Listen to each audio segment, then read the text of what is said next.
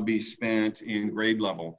The thing I will tell you, grade level or departments, principals have been granted a lot of discretion for this afternoon to try to make sure that we address whatever needs are expressed by you out there.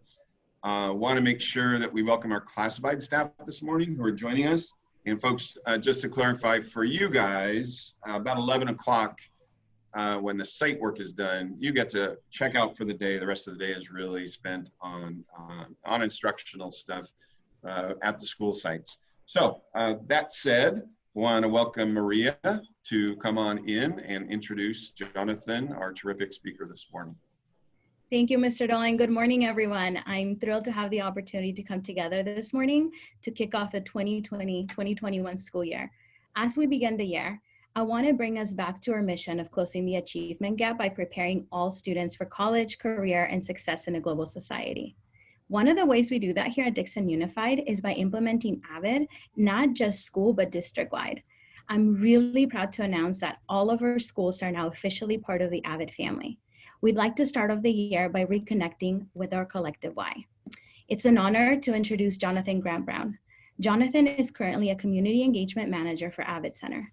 Previously, he was a program manager for AVID for higher education and was also a consultant and staff developer. Jonathan earned his BA in communications and his master's in education from the University of Texas of the Permian Basin. As a former high school AVID student from Killeen, Texas, Jonathan has had the opportunity to experience the roles of an AVID student, AVID tutor, one of the first instructors in higher education, and more recently, AVID Center employee.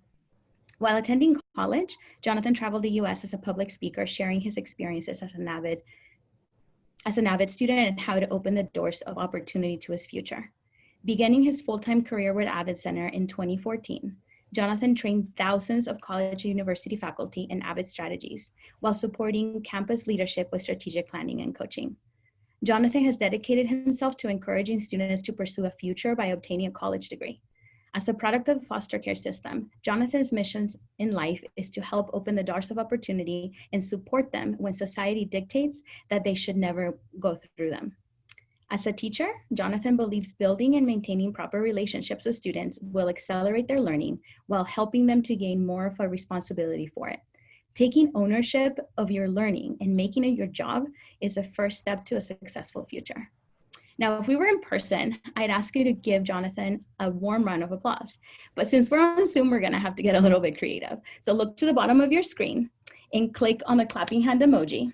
And then join me in giving Jonathan a warm welcome with an AVID whoosh. I know a lot of you are AVID trained, so you know exactly what I'm talking about. I see those emojis coming up, so get ready. On three, we're gonna pound our desk twice, clap twice, and then we're gonna swoosh. Ready? On three, AVID swoosh.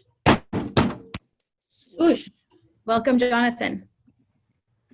Hey, thank you so much, and good morning, everyone. I'm really excited to have the opportunity to connect with you and your community today. Before we get started, though, there's something I'm going to ask you to do. If you have, either if you're working at your computer, you can pull up a Word document, or if you have a notepad next to you, or and pen or pencil, go ahead and grab that. I'll give you a moment right now, because I'm going to ask you to jot some things down in just a moment.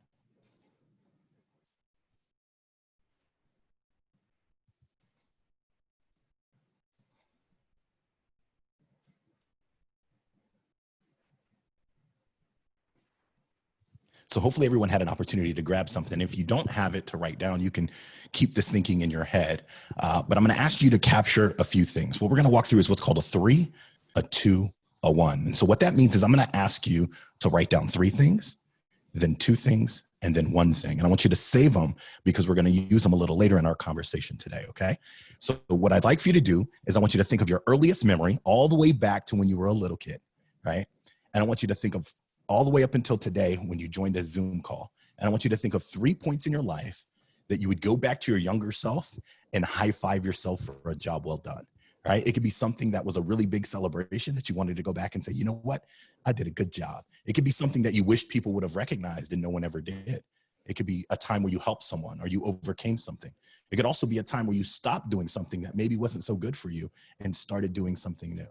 So go ahead and take a moment, think of any point along that timeline and jot down 3 things where you would give yourself a high five for a job well done.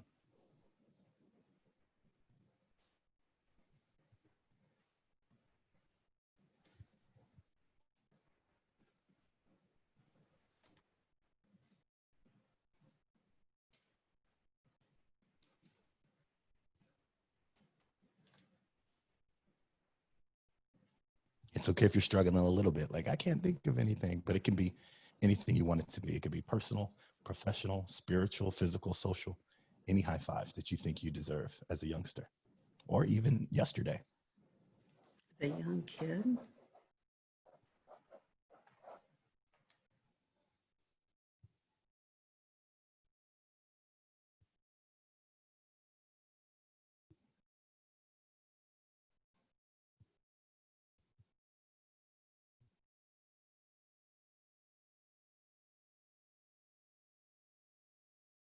So I'm starting to see some heads pop up. So it looks like most of us have got at least two, right? So if you have your three, go ahead and keep that space there. What I'd like for you to do is move a little further down on the page, just a bit. And this time, what I want you to do is think of that same timeline. It can be any point along that timeline. It doesn't have to be the same moments that you just wrote down. But this time, I want you to think about two things that you would go back to your younger self and whisper into your ear, right? It could be words of advice. It could be words of encouragement. It could be, do not date that person, right? Anything and everything is fair game except for answers to lottery and answers to math tests.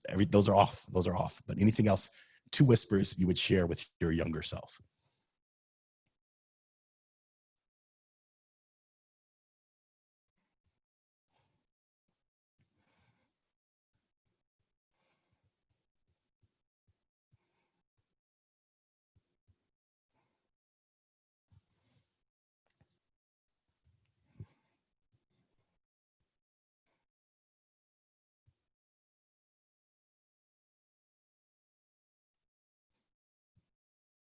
The whispers might be a little bit easier, right? than the high fives.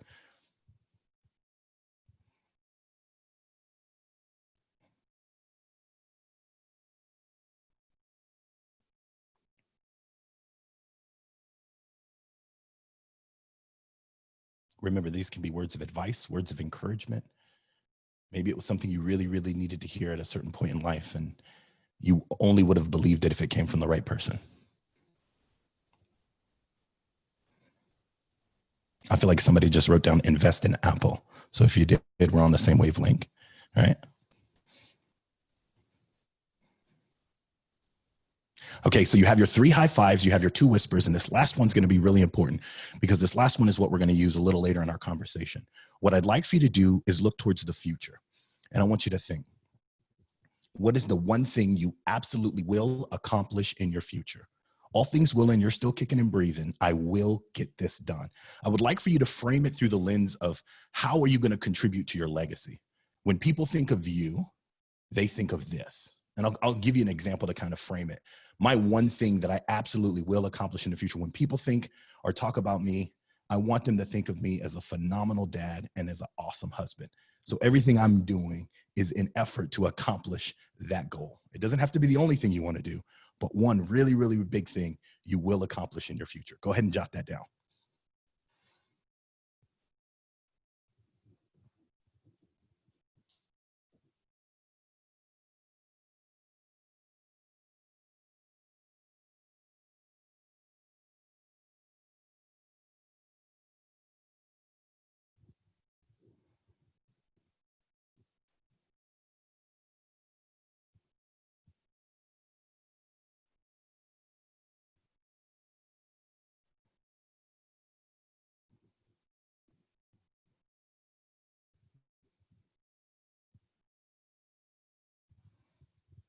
Okay, so let's go ahead and come back together. Now in the classroom at this point in time, this is where I would ask students to stand up, move about the room, introduce themselves to their new classmates and share with each other their 3, 2, 1. Now, as soon as I say that, students are gonna go, what? I wrote some stuff down that these strangers don't need to know. And so I qualify that request with an ask, if you put down something a little too personal, please feel free to omit it or change it. None of us are going to know. But what we'd like for you to do is share as much as your 3, 2, 1 as you'd want to. Now, digitally, I have an opportunity to push students into breakout rooms and do a similar thing. But what we're going to do here is I'm going to ask you to share the one thing that you absolutely will accomplish in the future in the chat. So if you're comfortable letting us know what that one thing is, go ahead and share it in the chat for us.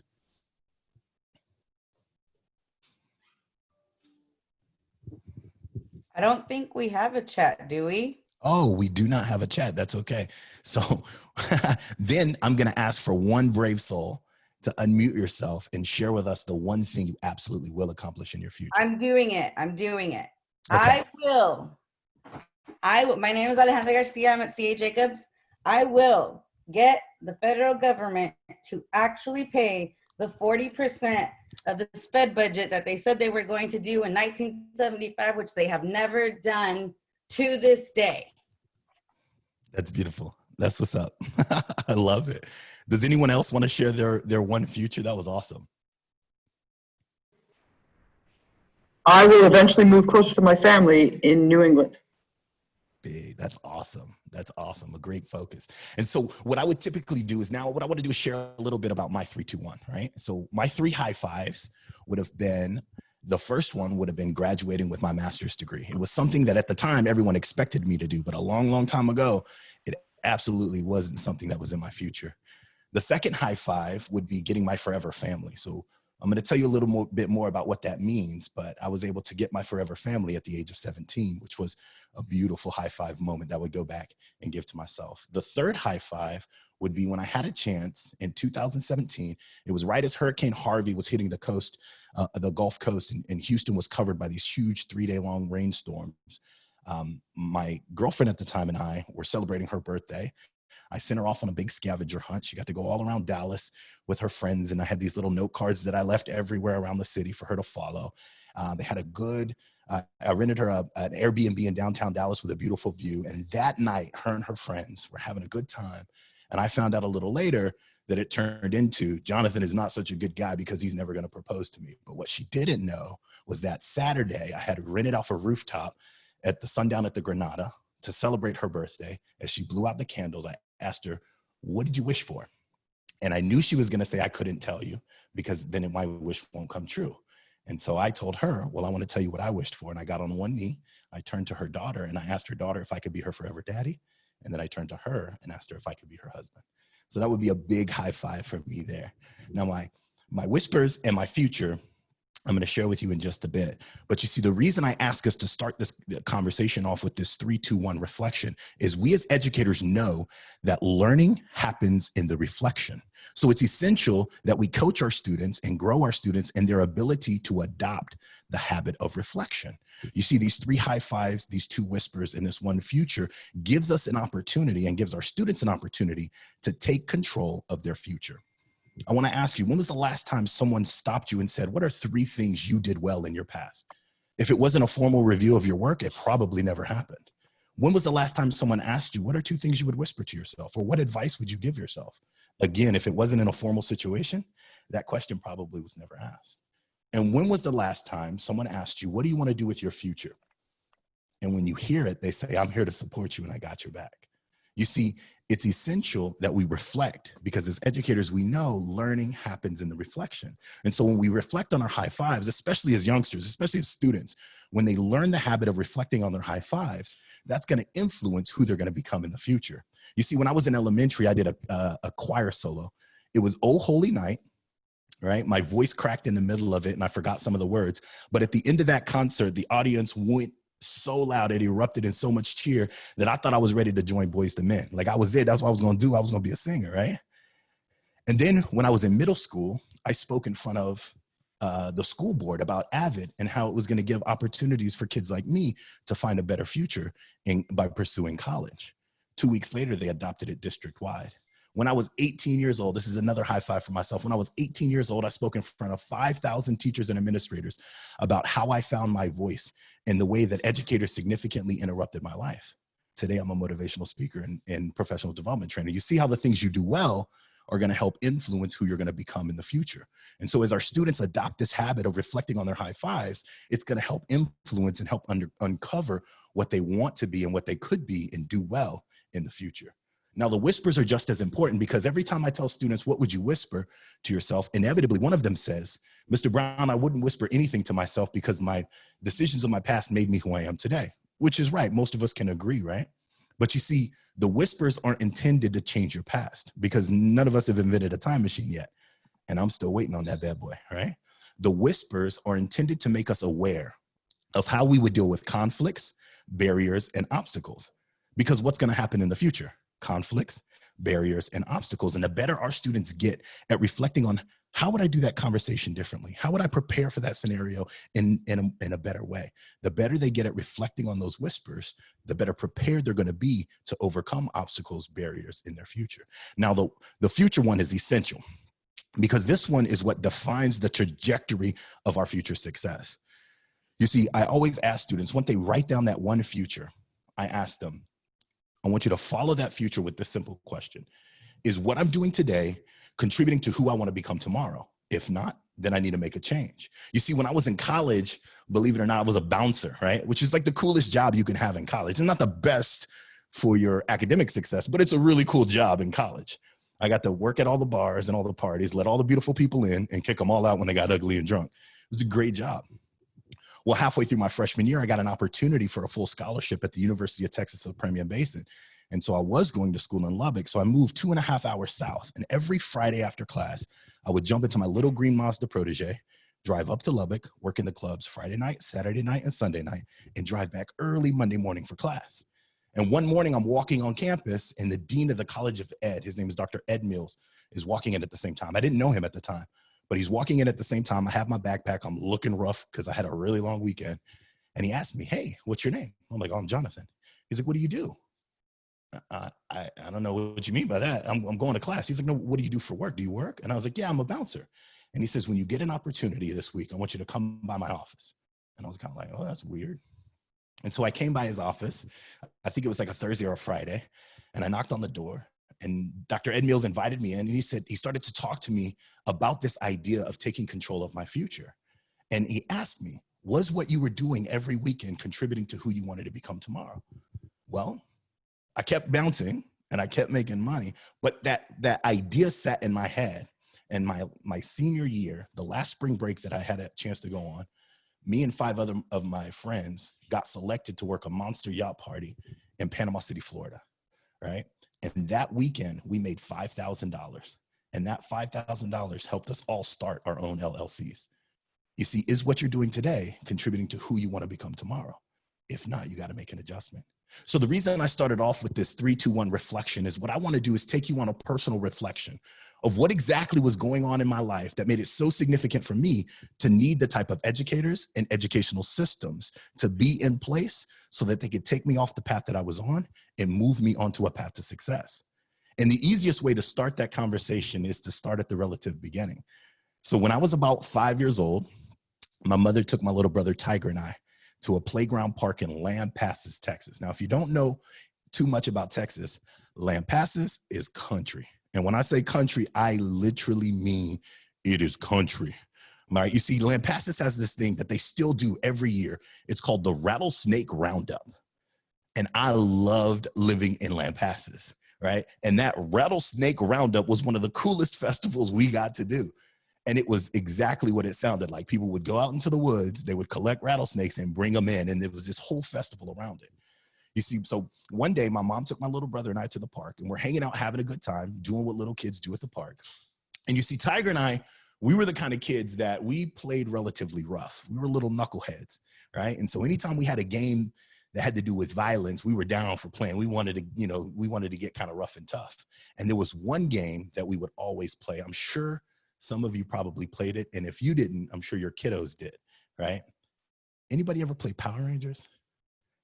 Power Rangers was the game. And the first thing you do when you play Power Rangers is you have to select the color Power Ranger that you're gonna be. So obviously, I'm the black one. That's me. Every time, I'm the black one. And I made my little brother, I made him be the pink one. So we're running around the park playing Power Rangers, and my little brother's like, I'm the pink Power Ranger. And all the kids are like, why does he always pick pink? And I'm like, hey, you don't know his life, let him do it. So we're having a good time, being little kids, playing Power Rangers in a park. And after a while, we noticed that mom is kind of walking across the park towards the duck pond. And you probably wouldn't guess this because you haven't seen the full body view, but I've always been a relatively husky kid, right?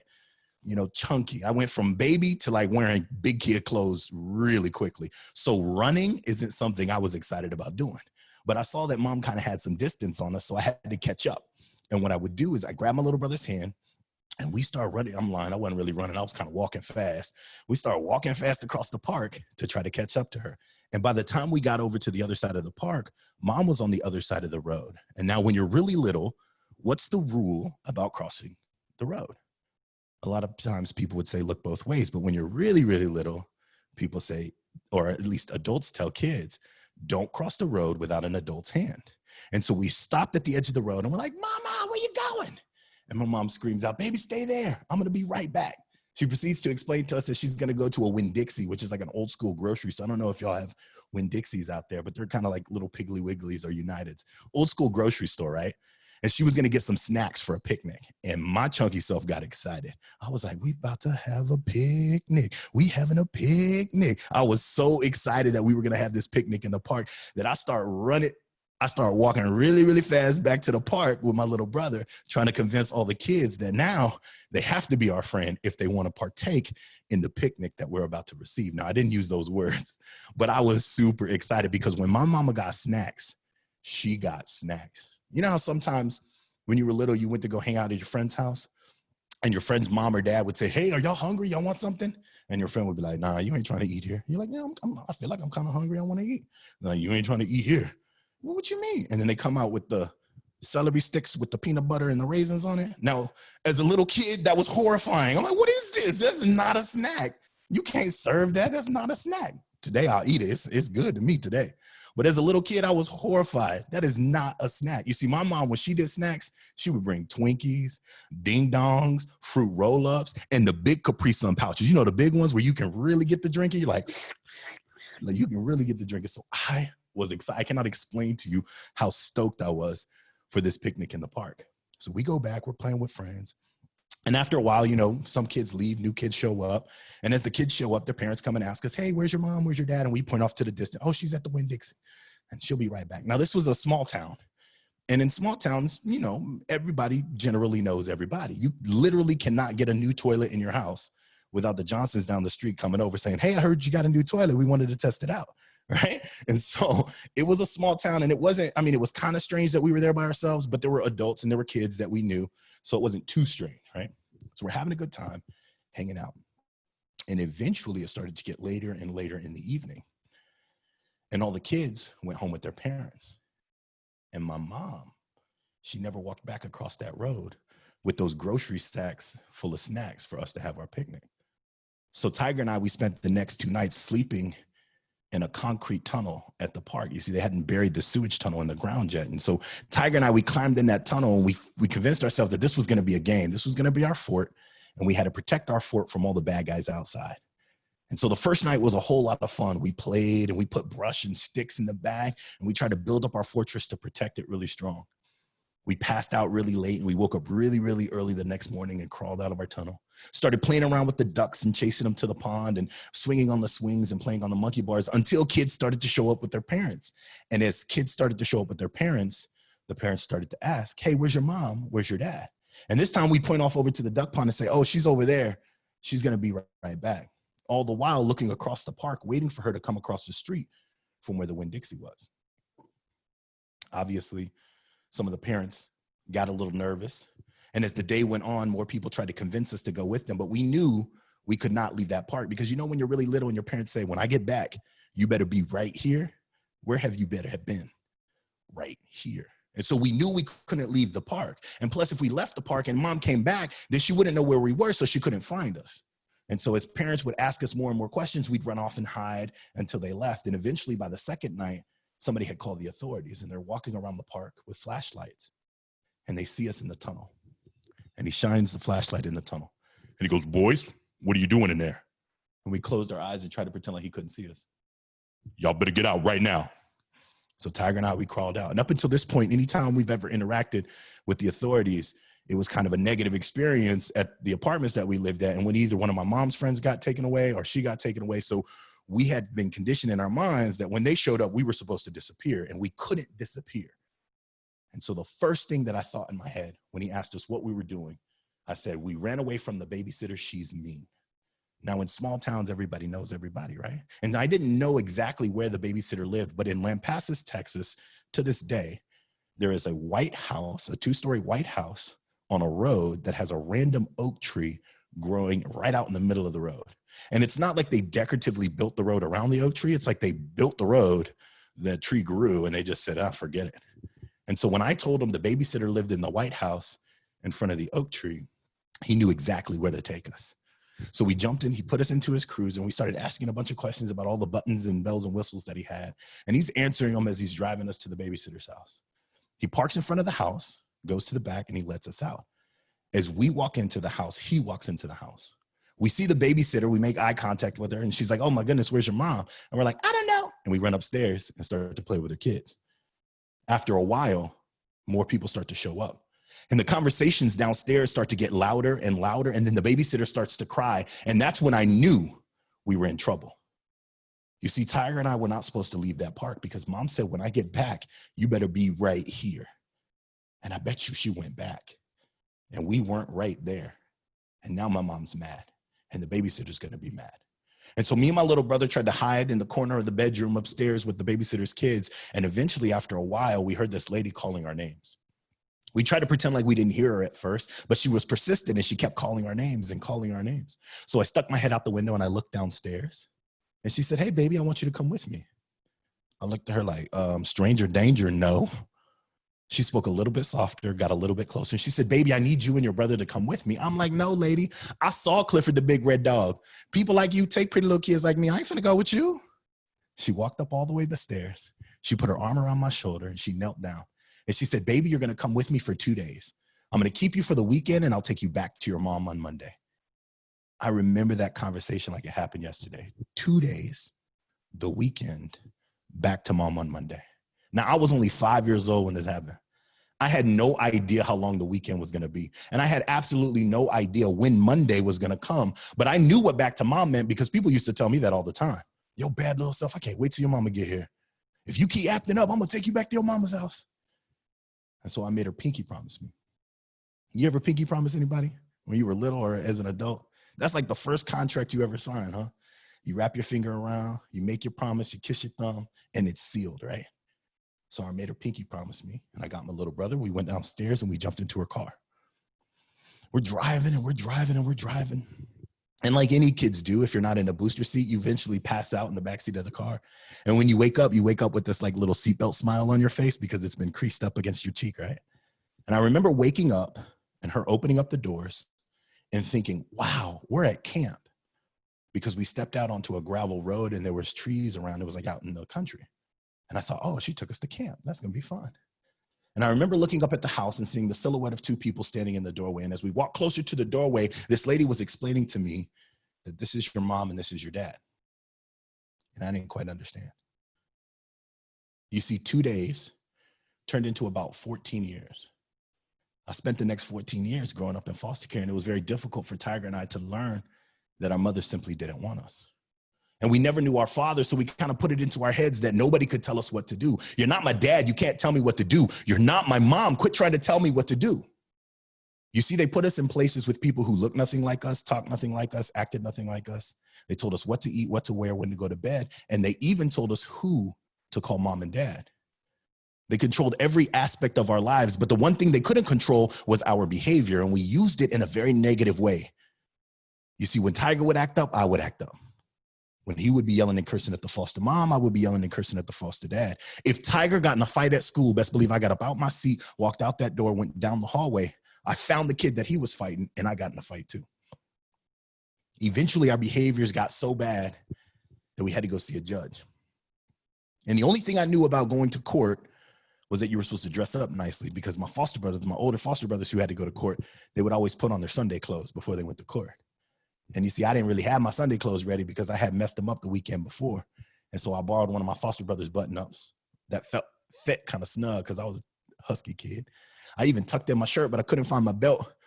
So I had to leave the house with a black sock, a white sock, my foster brother's shoes, my foster brother's shirt, and my pants without a belt. But I thought I looked good. I was in my best, right? We went to the courthouse, and I remember a lot of conversations happening that really didn't make sense to us. And then towards the end, the judge asked us to come up to the bench. And I remember looking up at him, and he says, I hope you have a better life from this day forward. And this lady starts to grab my hand and walk me this way. Naturally, as a big brother, I turn around for my shadow. And you know how growing up, if you got little siblings, they're kind of like your shadow.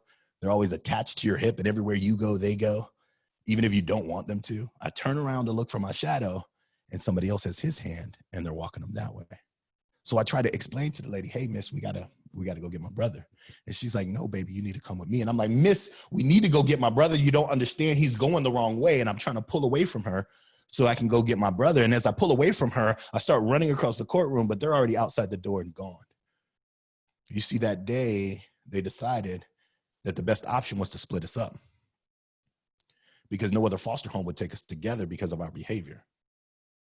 And that was the day that I gave up on myself for the first time.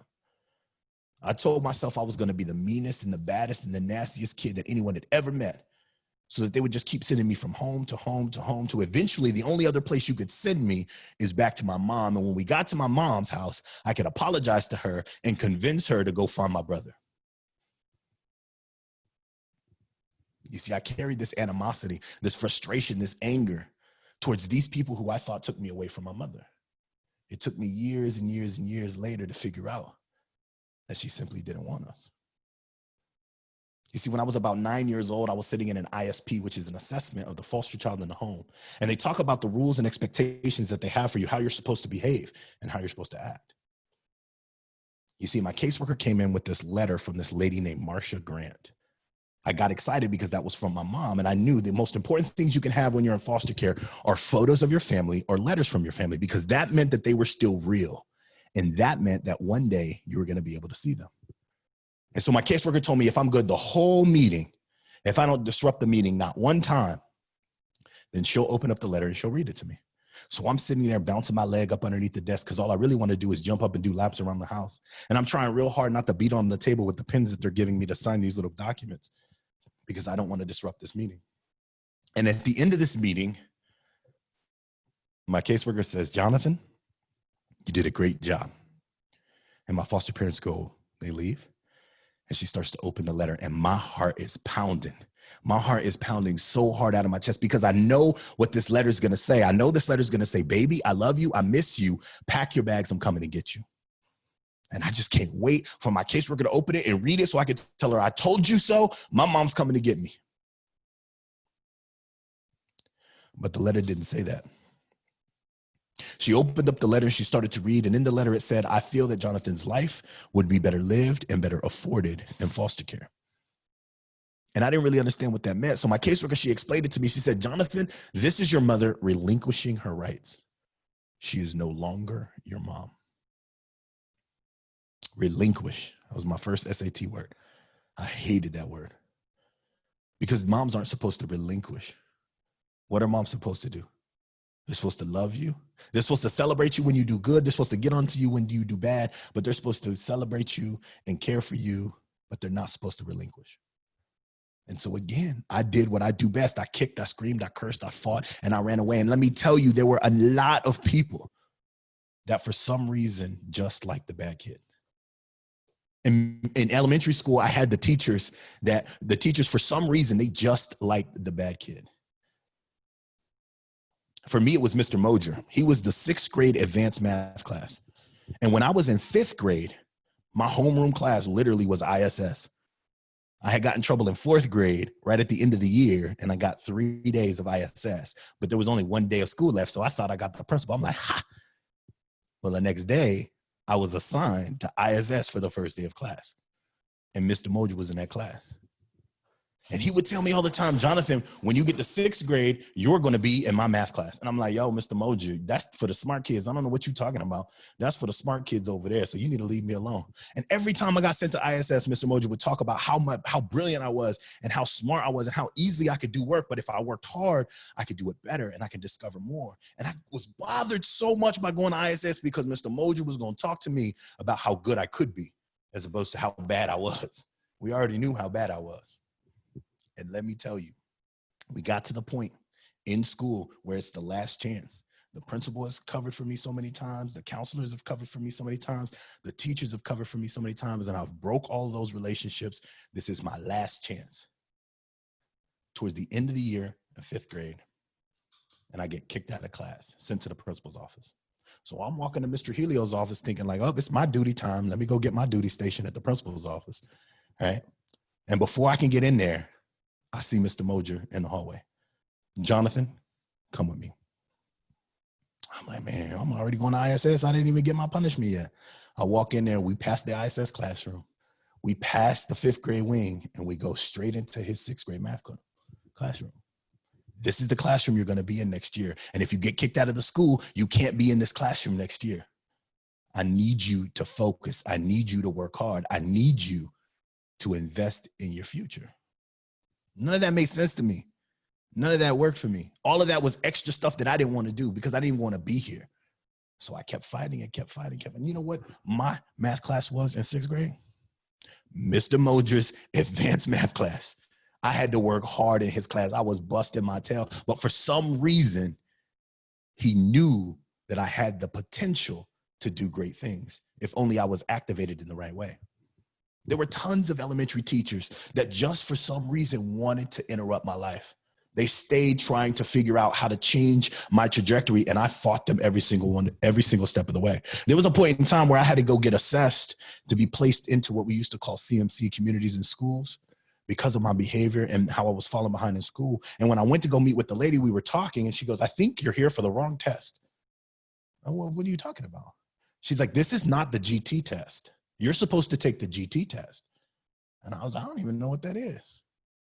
And so I went back to classroom, come back a few weeks later, and I find out that I'm supposed to be taking this test to assess whether or not I was supposed to be in the gifted and talented program. But my behaviors didn't dictate I was gifted and talented. My grades didn't dictate I was gifted and talented, but my ability to consume and understand and internalize information and then articulate it to the adults in the room said that there was something unique about the way I learned. And there had to be a different approach to serving me as a student. Well, needless to say, I was able to disrupt that and not end up in the GT class, but it set in motion this understanding because in my file, Ms. Trujillo wrote, GT student one day. And it kept a perception of who I was as a student, even though I had this big laundry list of negative things, it kept this perception of a student with potential. When I got into middle school got a lot harder because I was developing as a young man. I was typically the more bigger kid in class. So anytime a problem presented itself to me, I dealt with it physically, whether it be with a friend or a peer or a teacher, or sometimes even a principal. If I was in trouble, I was fighting. And I was good at it. I thought I was good at it. You see, in middle school, I was the kid who would sit in the back of the classroom and I would laugh and talk and make jokes with my friends and try to pick out all the mistakes that the teacher made on the board. And finally, it went one step too far. And the teacher, she turns around, she's like, Jonathan, you need to shut your mouth. I'm sick and tired of you always popping off in my class. And I'm like, oh, no, she didn't. I jump up out my seat. I flip my desk. I kick my chair. Y'all know y'all probably have some students like that, right? I said, Miss, I don't even see why you coming at me like that. All them kids are over there laughing and talking too, but you only want to pick on me. You always want to pick on me. And I run out the classroom and slam the door behind me. And as I'm walking through the hallway to the principal's office, I'm peeking through all the little windows to disrupt every class that I can. They're like, yo, look at Big John out there in the hallway. He always in trouble. On my way to the principal's office. Now I'm sitting Palo Alto Middle School. And again, here comes the conversation from the principal. Jonathan, I work really hard. I try to cover for you. I try to look out for you. I try to give you opportunities. And every time you take advantage and you don't listen.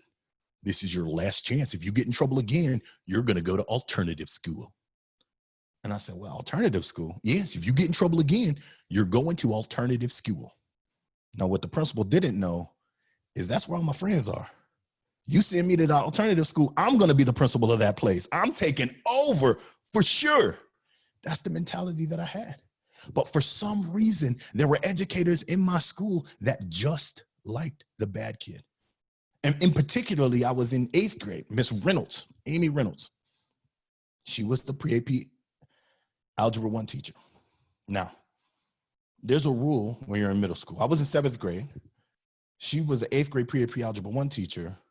And then you had the 6th grade wing. And in this middle school, the 6th graders kind of stayed in their zone. They didn't really venture too far outside their zone. The 7th graders, we stayed in our zone, but we kind of had a run of half of the school. And the 8th graders ran the whole school, right?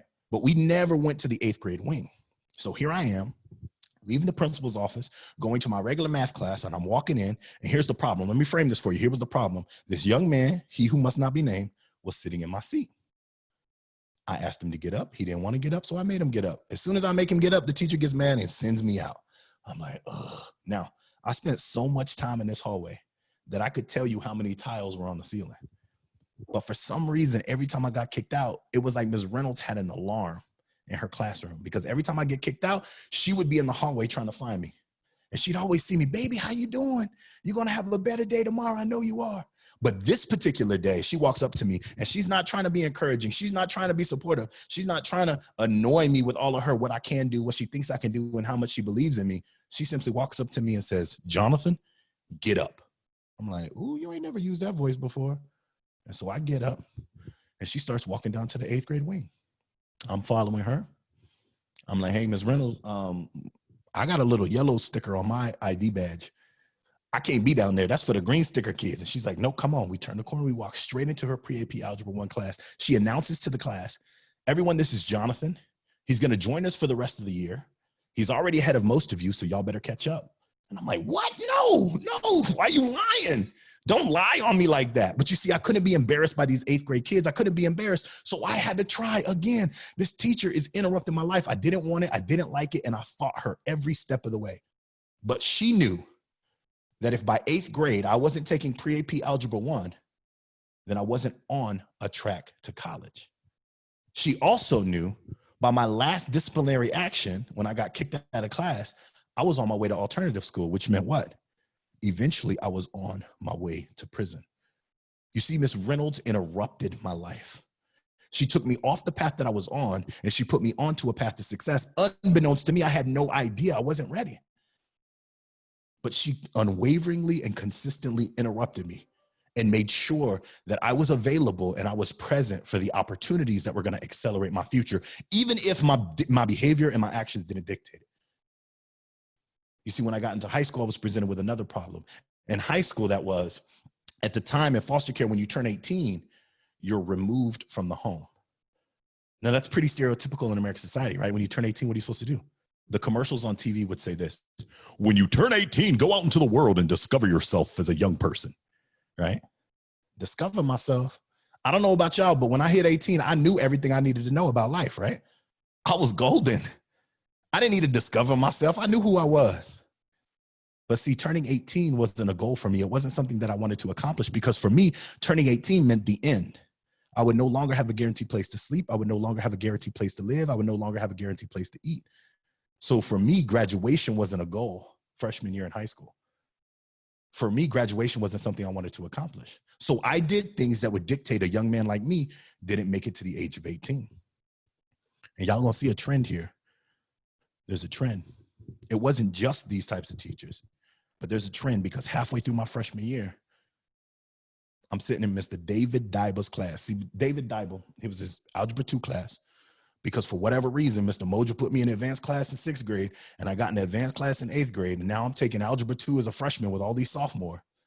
I don't know why I'm in this dumb class, but I got to work hard, because I can't be embarrassed by these kids and make them think that I'm dumb. So I'm going to tutoring and I'm working hard. And here comes the first day of class. He walks into the classroom, big old tall Texas boy.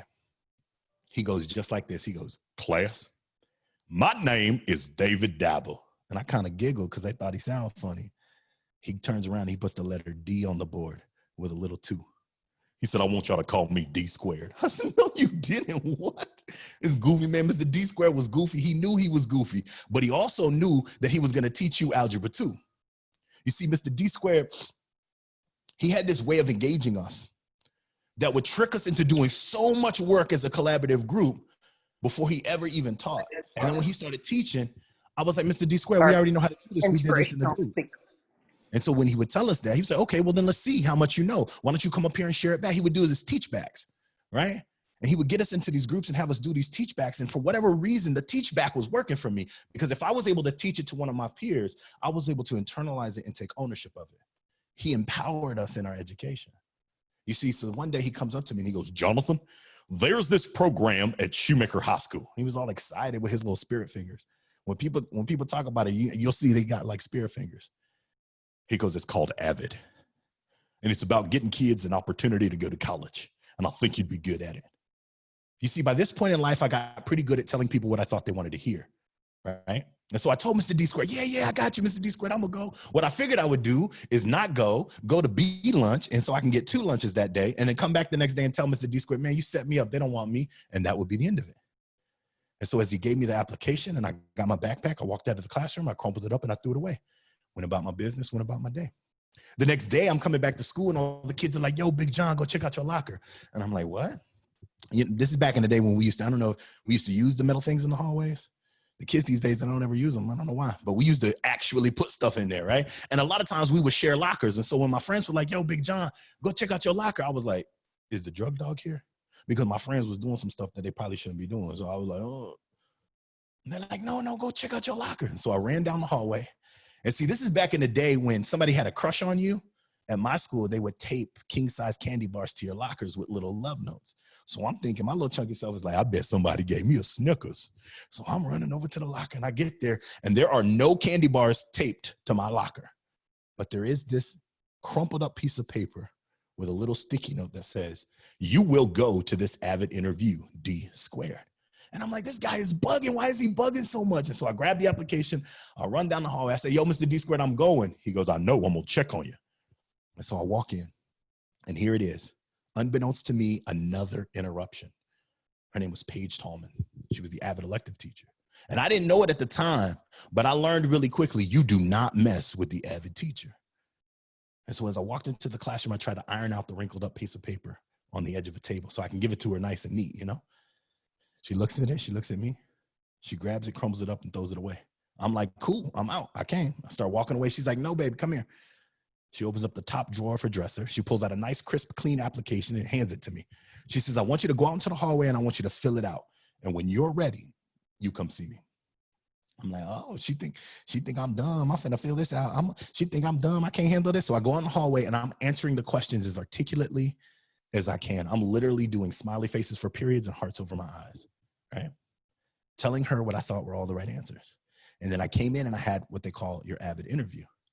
And she just naturally fell into this conversation of asking me questions and diving into my life. And for the first time in my life, I told somebody outside of the foster care system about my situation.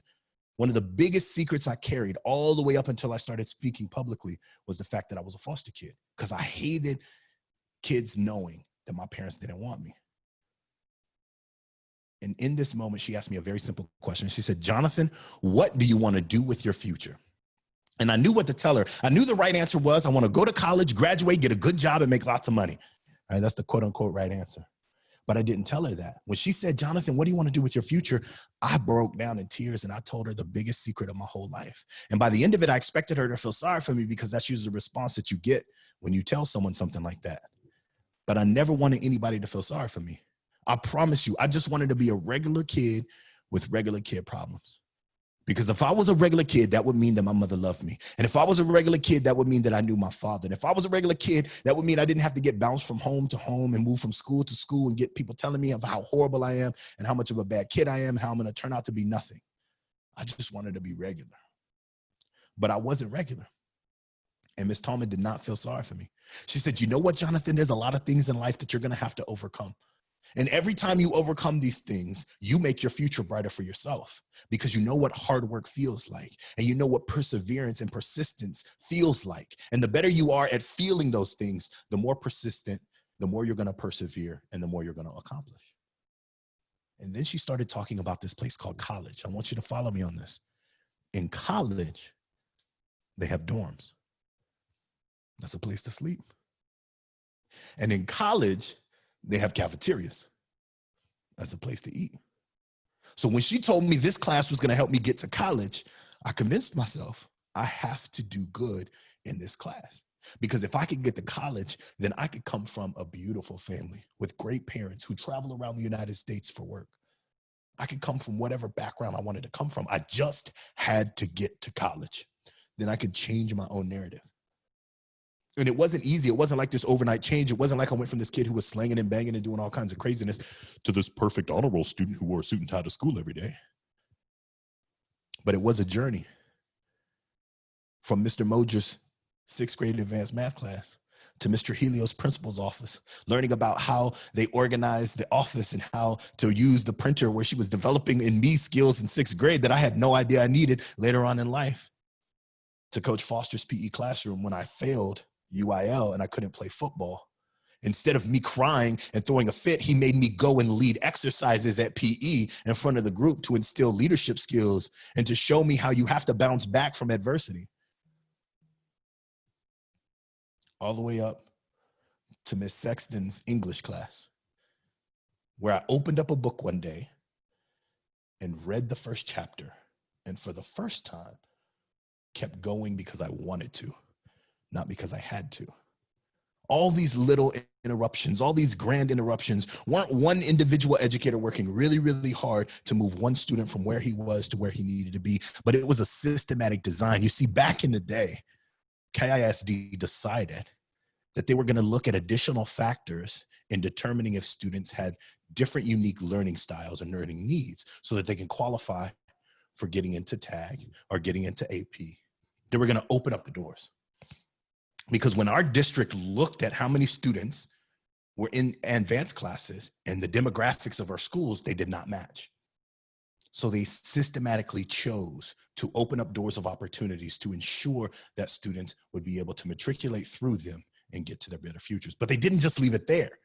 They decided to create support networks and professional learning groups and instill in the educators the supports that they needed in order to continue providing the outrageous support and outrageous, never giving up, persistent commitment that they've had. And it was able to move students from where they were to where they needed to be. I get all the way up to senior year. I'm getting ready to graduate, getting ready to go off to college. And I'm sitting upstairs playing video games. And this is back in the day. I landed at the Browns family. I'm at the Browns family. And I was there from probably about the age of 13. I'm upstairs, my senior year, and I'm knowing that when I turn 18, I'm gonna have to leave, but I already had it lined up because of Avid. I've been accepted to 4 universities. Because of Avid, I got scholarships, right? And so I'm ready to go. I'm ready to rewrite my history and tell everybody that I came from a great family. But I'm upstairs playing video games, and this is back in the day when you had to beat the whole level before you could save the game. You know what I'm talking about? When you play video games, you had to beat the level.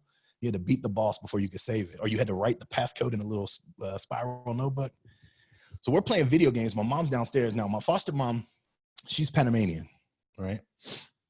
And it was very difficult as a youngster to hide the fact that I was a foster kid because my foster parents never looked like me. My foster mom at the time, she was Panamanian. So she was a light-skinned Hispanic woman. So I would tell people in high school, soy Panameño. They were like, oh, okay, we can kind of see it. You got the light skin, got the curly hair. You could be Panamanian. We can see it, okay. But my foster dad was short, bald-headed, blue-eyed, and white. People would look at him and look at me, and they're like, what? That don't work. You see, my foster dad, he would go to all my football games, and he would cheer so loud. That's my boy, number 77. That's my son. All the other daddies look at him and look at me. Did he say 77? That's a big old black boy. I think somebody lied to him. Your wife lied to you, man, because that is not your baby. You are not the father, right? And so it was really difficult to hide the fact that I was a foster kid, but I just came up with these. I got really good at coming up with creative stories to tell. And so my mom, senior year, right before my birthday, my mom calls me downstairs, and she's so cute. She would kill me if she heard me do this. But my mom's been in the United States for a long time. But I think she has the most amazing accent. Like, I think hearing my mom's voice is so beautiful. So she's going to kill me if she heard me do this, but I'm going to do it anyway. I was upstairs playing video games, and she goes just like this. Jonathan, ven aquí, por favor. Now, me being the kid I am, I go, huh? She's like, mijo, don't be telling me, huh? I'm not no donkey. Don't go, huh? You better get down here right now, mijo. Don't be telling me, huh? It's stupid. And I'm like, okay. So I pause the game. I tell my foster brothers, hey, don't unpause me, because when I get back, I'm going to play. And so I go downstairs, and as I'm walking downstairs, I look, and my dad's in his lazy boy. Now, I don't know about y'all, but dad don't usually get up out of his lazy boy. And so I look at my dad, I'm like, hey, is mom mad? He goes, I don't know, but you better get downstairs. And my mom goes again, Jonathan, you need to move your big body. Hurry up, mijo, come down here right now. I'm like, Mom, why you always got to make fat jokes? I'm coming. And so I start walking downstairs. And when I get halfway down, my dad gets up and he starts following. And I'm like, okay, what did I do? What did they find out about? How can I lie about it? Like, I'm getting ready to go to court here. I'm trying to prepare myself, right? So I get downstairs, and you know how mom has her seat at the table always, and dad has his seat at the table, you know what I'm saying? Mom's sitting at her table, at her seat, and she's got this look on her face. And it's the same look that was on all the other foster parents' faces right before they told me, unfortunately, you can no longer live here. You got to pack your bags and get ready to move. And I knew this was coming because I was getting ready to turn 18. I knew it was going to come. But I love this family. They treated us like we were their kids from the first day we got to their house. The only way you could tell we were foster kids is when my dad picked us up in a big old blue Econoline van, because it was like the United Nations was all getting in, calling the same bald-headed, blue-eyed guy dad, right? Like, it was like, what? How you got so many different colors, right? But that's the only way you could tell that we were different, because my parents treated us and loved us just like we were their kids. And I started to love this family. And so you know how when you finna cry, you get that lump in your throat. I'm trying to hold it back. And my mom's like, Mijo, sit down, please. I need to talk to you. I'm like, Mom, what's going on? She's like, Mijo, sit down. I'm like, Mom, you scaring me. What's going on? You need to talk to me, Mom. You better tell me something. What's going on? She's like, Mijo, sip it. I can't talk to you if you're talking to me. Sip it. That's how she says, zip it. She's like, sip it. So I sit down, and clearly it's really hard for me to be quiet, right? So I'm trying to be quiet, and my mom goes just like this, Mijo, you know, me and your daddy, we love you very much. And sometimes in life, you try to get things that don't work out. And I'm like, oh man, she about to tell me. And she's like, pero this time, mijo, your mommy may pray, me and your daddy, we pray. And Jesus, he's gonna let us adopt you. What? At 17 years old, we get into my dad's big old blue Econoline van. And we drove 30 minutes away from Killeen, Texas to Lampasas, Texas. We passed by that park that my mom left me in, and we go to the courthouse. And at 17 years old, I get my forever family. It's the interruptions in our lives that take us off the path we're on and place us onto a path to success. Fast forward, this is the last little part. I know we got to wrap up, but I don't want to leave you without this. Fast forward, freshman year in college. I'm coming home from on a long weekend because I have a family to come home to, right? And I had to stop, excuse me. I had to stop in Lampasas to get some gas in my little green Monster Protege. And as I get out of my car, I see on the other side this lady who looks really familiar. She looked exactly the way I remembered her. It was my biological mother. And I didn't know what I was going to say. I didn't know what I was going to do, but I was going to try to see if she could see me and see if she recognized me. And so I went around my car and I passed by her and we made eye contact, and she kind of turned and started fiddling with the pump. And so I went inside and I got a Coke and a Snickers that I'm lying, I did want it, but I didn't want to walk out looking dumb, you know what I'm saying? So I got some groceries because I didn't want to come out looking weird. And we made eye contact again, and she turns and she starts pumping on her car. So I'm on my side, she's on her side, and I'm trying to build up the courage to talk to this lady who I know was the woman who brought me into this earth. I know.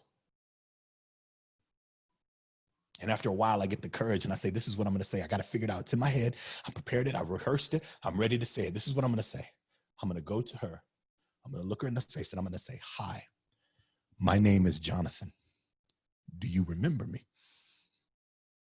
And so as I walk around my car and I get in front of her, she sees me. And right before I can say hi, she jumps in her car and she drives away. All the pain, all the frustration, all the anger started rushing back into my heart. So why didn't you want to even say hi? I didn't want anything from you. I just wanted to let you know that I was doing okay. And clearly I'm eating well. And by the way, I got to college on a full scholarship. And it wasn't for playing ball. It's because I got some brains in here. So I'm feeling sad for myself, you know what I mean? And I call my mom on the phone. And my mom's like, hello, who's this? And I'm like, Mom, it's me. She goes, Jess, pero who is me? I don't know nobody named me. I'm like, Mom, it's me, your son. Okay, hello, who is this? I'm like, Mom, it's Jonathan. Ay, mijo, ¿cómo estás, papa? Kiko. That's what she calls my dad. His name's Kiko. Kiko, your son, he is coming. Jess, the black one. I'm like, whoa, Mom, when did you and Dad start calling me the black one? She's like, mijo, tú eres morenito, ¿verdad? Okay, pues. I was like, okay, so what do y'all call Ricky? That's their biological son. Mijo, his name is Reacher. We call him Reacher. I'm like, Ma, you're so silly. And so I'm coming. Now, mind you, my mom thinks I'm 6 hours away because the drive from Lubbock, Texas to Killeen, Texas takes 6 hours. We're talking about Texas. I know California, you can drive for a long time in one direction and still be in the state. That's the same for us too. So I'm driving, but I'm only 30 minutes away. She thinks her boy is 6 hours. And so my mom goes like this, Mijo, tell me what you want to eat. I'll cook it for you. Hold on, baby. I'm going to be done in just a little bit, okay? All right? She goes, tell me what you want to eat. I'll cook it for you. And I'm like, all right, Mom. So we figure out what we want to eat. She goes, okay, I love you. Bye. And so I go, okay, bye. She goes, no, mijo. I say, bye. So I'm like, oh, bye, mom. Mwah. So I hang up the phone. 30 minutes later, I get to Colleen and I call my mom again. And she goes, ay, mijo, ¿qué pasó? What happened? I'm like, nothing, mom. I'm bored. She's like, you're bored? Mijo, you cannot be bored. You need to be paying attention to the row. I'm like, what? She's like, mijo, you need to be paying attention to the row. Mom, I can't understand you. What are you saying? You're like, mijo, you need to be paying attention to the row. You in college, you don't speak English? I'm speaking English to you. Pay attention to the row. If you don't pay attention, you're going to go to the side and hit the brrr, and then you're going to crash, mijo. And if you crash, you won't be able to eat my food. I made too much. I'm like, mom. So by this time, I am banging on the front door. Do, do, do, do, do. Ding, ding, ding, ding, ding, ding. Do, do, do, do, do. Now, this is probably true about all moms. My mom happens to be Latina. She does not like people showing up at her house unannounced. There's absolutely under no circumstance can anybody show up at the house without us having gone through a super clean. Everything has to be super clean. On Saturdays, we used to have our chores and my mama would call it super clean Saturday because if she went into the cabinet and found a spot on the spoon, she's like, pull everything out and clean it again. Take it all out and clean it again. My mom, she was dedicated to having a beautiful home and it being spotless. And we learned really quickly. And so I'm banging on the door, ding, ding, ding, ding, boom, boom, boom, boom, boom. And she's like, hola, who's this stupid person banging to me? I'm like, mom, what's going on? She's like, somebody's at my door, banging to my door. This better be the police. I'm going to pop them in the head. I'm like, mom, what's going on? She's like, somebody's stupid person. So she gets to the door. Now, let me tell you something. My mama wakes up every morning beautiful because she goes to bed beautiful, right? So she got her little silk muumuu on. She got her hair all wrapped up in a doobie, right? My mama stays so pretty. She even got her eyebrows and her eyeliner tattooed on. Like, mama's not going to get caught slipping. You know what I'm saying? So she comes to the front door and she opens it up and she sees my big goofy self standing there. She goes, ay, stupid, mentiroso, you lied to me. She's like doing this punch slap thing. I'm like, Mom, you can hang up the phone now. The surprise that my mom had on her face when she thought her boy was 6 hours away, 30 minutes later, he's standing right in front of her. The surprise that she had and the love that she expressed in that little slap hug that she gave me made me realize that I was home. I was where I was supposed to be. It just took me a little bit longer to find the family that I was supposed to have. And as I walked through the doorway, all my other foster brothers and sisters came up to me because my parents at the time were still doing foster care. I realized in that moment my purpose, because there were 8 other little boys and girls whose mothers didn't want them either. And 2 of their mothers weren't even on this earth anymore. And I realized in that moment, when my mom showed me all that love and my dad came running, he got up out of his lazy boy, came running down the stairs to give me some love, and all the other kids started hugging me. I knew my purpose was to be an interrupter. And as that weekend went by, I started to think about all the people who interrupted my life, that took me off the path that I was on and put me onto the path to success. And that list grew and that list grew and it grew. And the number one group of people that was on that list were educators. That was the day that I found my purpose and I knew I had to become an educator because I wanted to interrupt the lives of young people like me, take them off the path that they were on and put them onto a path to success. Colleagues and friends, I want to ask you, who interrupted you so that you can achieve the success that you have today? And who needs your interruption? Unwaveringly, consistently, and persistently interrupt them. They may not want it, they may not like it, they may not appreciate it, but one day in the future, you're going to get a random phone call, a random email, or a random person walk into your classroom and say, I don't know if you remember me, but when I was in 6th grade, you said this, and it had such a profound impact on me, and today I'm able to do this. Colleagues and friends, thank you so much for your time and energy. I want to leave you with this idea of how can we be the interruption our students need that will change the trajectory of their lives for the better. Thank you so much. I really appreciate it. That's terrific, Jonathan. Thank you so much. You know, yeah, you live in so many of our kids.